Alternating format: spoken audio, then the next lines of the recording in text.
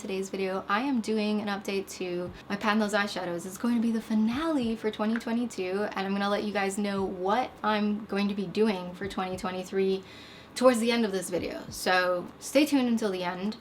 But for now, I'm going to give you some stats. I'm going to tell you how I did in the last round, even though I fell off for a couple of months. It happens to the best of us, girl. Towards the end of 2021, I started to work full-time from home, and so I just didn't find the occasion to wear as much makeup. However, what I've found is I don't really miss a lot of things. Like, if whatever's in front of me, I'm cool to use it until I hit pan on it, or cool to use the complementary shades in a palette until I get sick of some. Well, I don't actually get sick of it. I don't care. So I think moving forward, I'm not gonna do the 10 uses that I was doing in 2022. My pan percentages change a little bit. There's a bit of a jump because in 2021, I bought several palettes from Beauty Bay towards the end in November, and since then, my eyeshadow count jumped from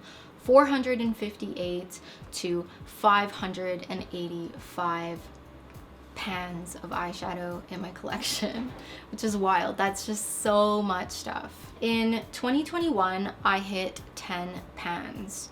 That was the year I started doing THOSE eyeshadows. So it definitely made a difference. And I was rolling in eyeshadows to hit pan, not with usage goals. Last year, I hit pan on 4. The ones that remained in my roster, this blue eyeshadow from Stila. I don't have anything to say about it. I didn't really care for it. I liked to mix it with red eyeshadow to make it purple-ish, which actually that's another one that I just gave up on it, honestly. I gave up on it. It was this from a Morphe palette called Life's Short. Life's too short to force yourself to wear red eyeshadow when you don't want to wear it. This was the Mickey and Friends Truth Be Bold palette that ended up at Winners like right after they sent it to me. It was wild. And then we heard all that stuff that happened to Morphe. I also had the Lise Watier Portfolio Definition Sculpting Trio. This is not really an eyeshadow. It's actually, it can be used as face powders or as eyeshadow. It's not very pigmented, but it's still something that's very firmly packed and difficult to hit pan on. And I definitely went over the 10 uses on this because it's just, you know, it's a basic eyeshadow thing.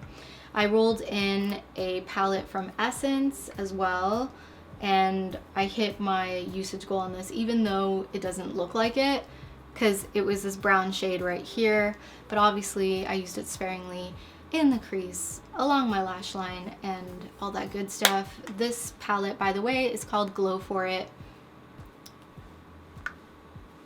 I don't really have anything to say about it. It's just like a basic drugstore palette. The eyeshadow Ray from the Beauty Bay Wilderness palette, and it's this one up here. That eyeshadow is fantastic as a topper on top of Mint, which is this one right here. So Mint here, Ray here, wearing them on top of each other, and I absolutely love this combination right now. It's really pretty because it's just so easy to put a little bit on your finger and then just dab it on the top of your look. You're probably not gonna hit pan like that, but it's just the most efficient way to use it, right? Whenever I wasn't doing my makeup at home and I needed something with me, like I went to a wedding reception and I needed to bring my makeup bag with me to do my makeup there, I brought this CoverGirl little quad, and I ended up just keeping it in my makeup bag there all the time. And I hit pan on one of the shades right here. So this is the bonus pan of the year. The other couple of pans were, I think there was a Laura Mercier African Violet from their Artistry palette, I believe it was called.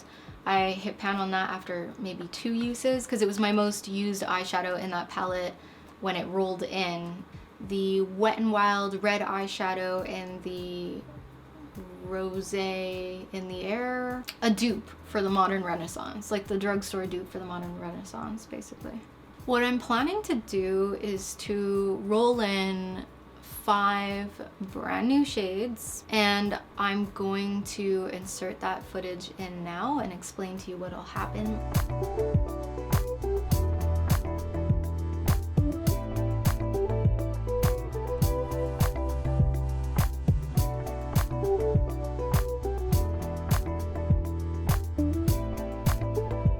Okay, so my thought process is I will try this out for 2 months and see how I feel about it, see how I'm maintaining it. If not, I think I'll probably switch to a project 10 pan or something like that, or a rolling 10 project, because I'm feeling overwhelmed a little bit, just because it's a bit daunting to work on something that you're not entirely interested and motivated in. But I think this refresh might motivate me. It might motivate me to know that I can back out after 2 months if I don't want to do it anymore. I think that's where we're going with this. Let me know in the comments down below how your projects are going and what your goals are this year. And I look forward to seeing you in my next videos. They will likely be declutter related, fashion related. I actually want to do a bit because I have been shopping for some clothes again, and just more kind of, you know, habit and goal oriented lifestyle stuff. So yeah, looking forward to speaking to you then, and I'll see you in my next one. Bye.